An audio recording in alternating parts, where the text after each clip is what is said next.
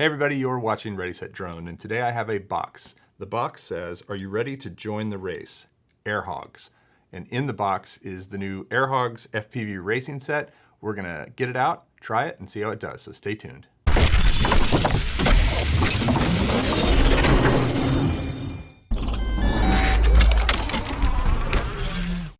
All right, so first of all, just let you know this was supplied to me by Air Hogs as they wanted me to check it out and see how this thing is as an FPV racing set. So it came in this box, came with a bunch of stickers here, Air Hogs stickers. Now in the past, I have owned a few Air Hogs things, and I have to say for toys, they're pretty fun. I've never been able to fly an Air Hogs drone, but I had a couple of Air Hogs airplanes. The original one I had, you pumped up with air, and hence I think it was called Air Hogs, and you started it and it just flew on its own, no control or anything, and that thing was a blast. It would fly loops and fly for a good 30 seconds to a minute before it ran out of air pressure. But they've come a long way.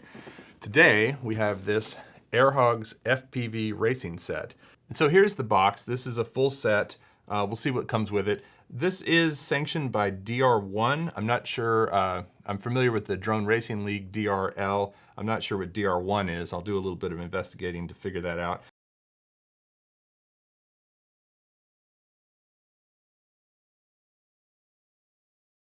But nice looking box. You can see the quad right up here. It comes with a headset. I think your headset actually holds your phone, and it's probably going to be a Wi-Fi connection, but we'll see how well it does. So let's open it up and check it out. All right, so there's that, and so here's what's in the box. There is the actual drone itself, which seems to be attached to something. This is probably the headset, which again I think doesn't have any electronics. I think it's just a lens for your phone, to hold your phone. Let's go ahead and get that out. Yep, it's a big, whoa, it's kind of crazy. It's got magnification in it, and your phone goes in it for your FPV view. There is a charger and a set of extra props right here, and it looks like a wrench for your to actually tighten your propellers. So I'm going to snip out the remote here, which is held in with zip ties.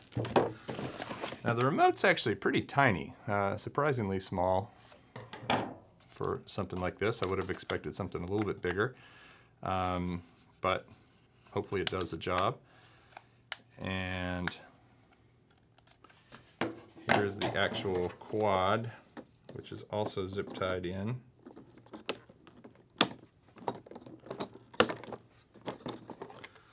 There it is. It's pretty cool looking. It's got ducts around the propellers, tri-blade propellers. It's got a very cool looking body. The camera is adjustable up and down, which is nice because if you're going to race, depending on how aggressive you're flying, you might want it to be pointed more up as you fly forward, or more down if you're just kind of if you're just flying slowly. Let's see, is there anything else of significance in this box? There's a whole section of this box that seems to be, yeah, nope, there's nothing in there. There is a sticker with, or a piece of cardboard with a phone number for if you have problems. There is a instruction manual in the bottom. So what we're gonna do, set this to the side. Again, 4 spare propellers right here for the thing. We shouldn't need those just yet, and hopefully we don't need them at all because it has those ducted guards around it. And then in this bag is charger, propeller wrench, and not sure what, oh, this is a propeller wrench. Not sure what these two things are for. They're 2 little nubs. I was thinking maybe they went on the end of the remote, but doesn't seem like it. So what I'm going to do is go ahead and put the, let's see, the drone has a tiny little connector in the back here for battery charging. So what I'm going to do is go ahead and put the drone on It does have an on-off switch, which is nice. I'm always a big fan of drones with an on-off switch. Go ahead and put the drone on a USB plug and let it charge for a little bit, and then we'll come back and try flying it. Okay, so I wanted to show you a couple of quick things about the remote control. Number one, in order to get a battery into it, there is a little button you have to press down right here. It's this this gray button, and you push it in, and it's way better than a screw. I've never been a big fan of having to undo a screw in the back and then lose it. But you have to push this little button in order for the cover to slide on and off. So I guess to get it back on, I'm gonna have to push it down, slide it on like that, and then to get it off, you would just use something sharp to push it down and slide it off, like that. So that's number one. Let me put this back on. And number two, it came with these little extra things right here, and I was trying to figure out what these were for. These are just extra control sticks, so you can actually pull the kind that are on there off and put these on, and they're a little bigger, more surface area. So if you prefer this kind, you can have it on, or if you prefer this kind, you can have it on. So it has two extras that just come with it. So I think I like the default ones, the smaller ones. They seem a little bit more like a real joystick or a real RC control stick. All right, so I've got the Air Hogs DR1 here. It's all charged up and ready to go. Now, a couple things about that. I think I mentioned before, the charger plugs straight into the quad because it doesn't have a removable battery, or at least not easily removable. So you charge it straight into the quad with a little tiny connector in the back. The quad does have an on-off switch, which I really like because you can set it down, turn it on, and it'll calibrate properly.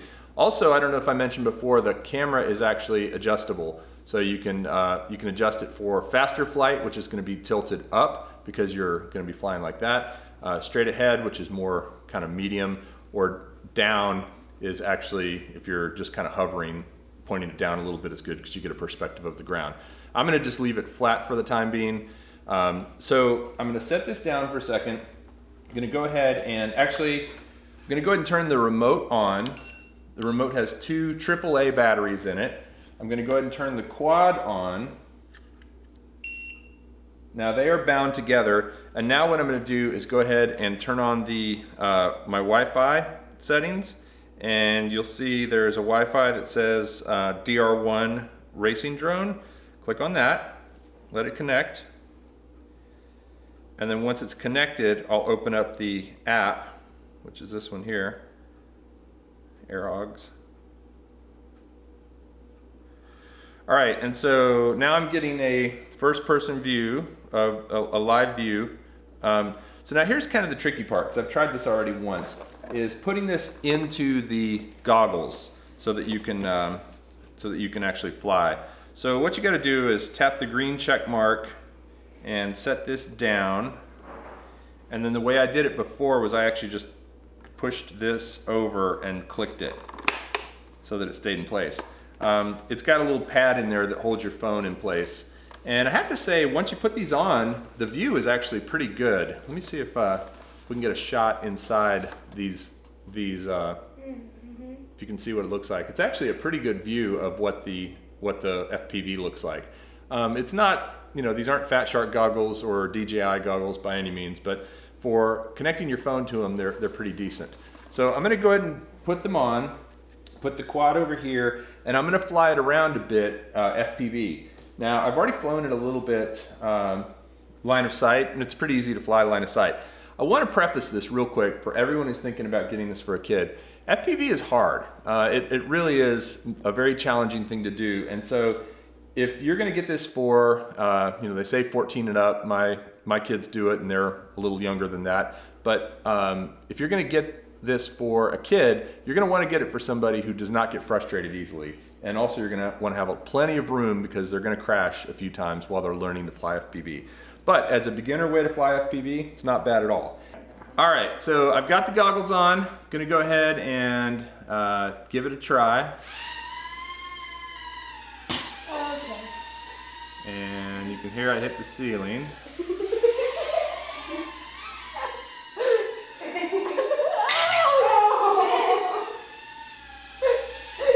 So you got to kind of figure out where the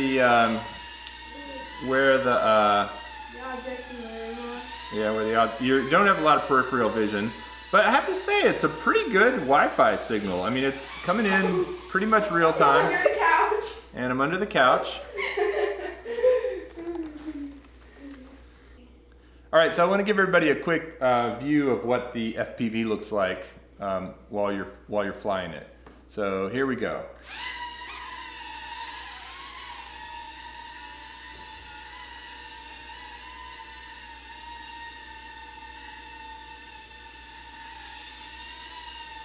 So I'm not wearing the FPV right now, obviously. I'm just kind of flying around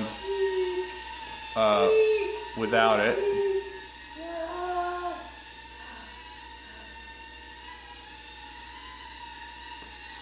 Just to show you what it looks like. Are you holding that steady, Kate?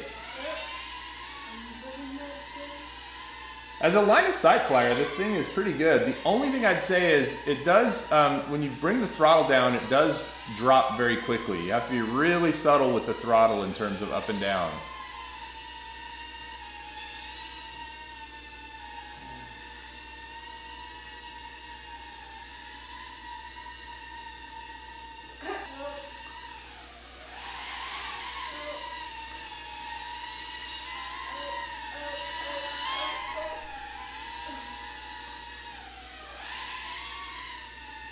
Now the signal is pretty good, would you say, Kate?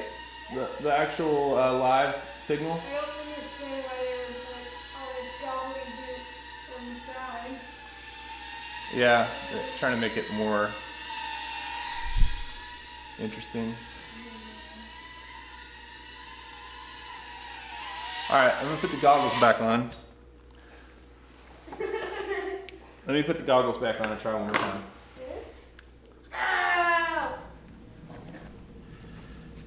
Okay, we're gonna do one more FPV flight and see how that goes. Now that I've had a little more practice, I'm gonna see if I can fly it into the hallway up there. Kate, your butt has now been on the internet for 50,000 people to see. Because of that picture.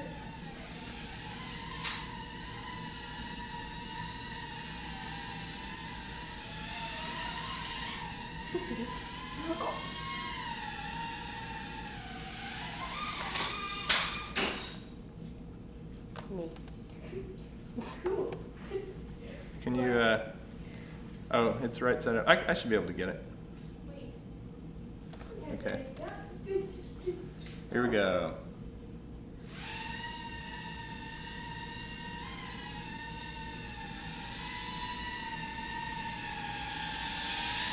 Oh, it's gonna fly into you.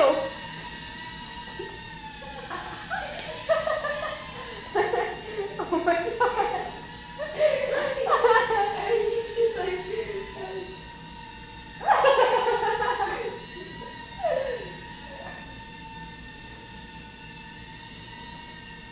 landed on the fan.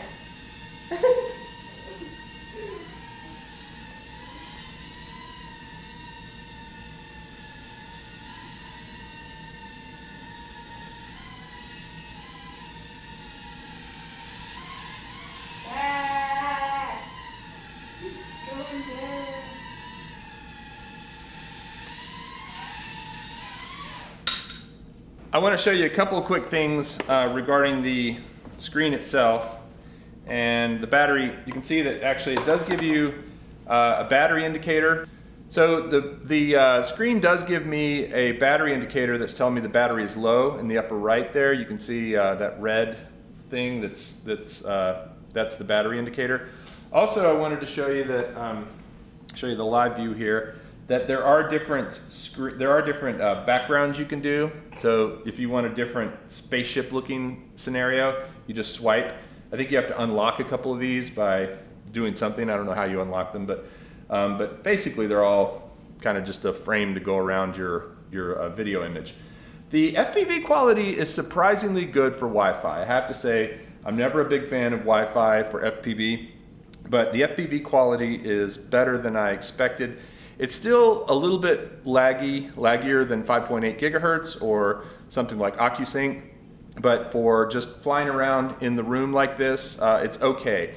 The big thing with this guy is subtlety. You've got to be very, very subtle with the sticks. You can barely push the throttle up or down and move in slow motions when you're starting out, or else you're just going to crash like crazy.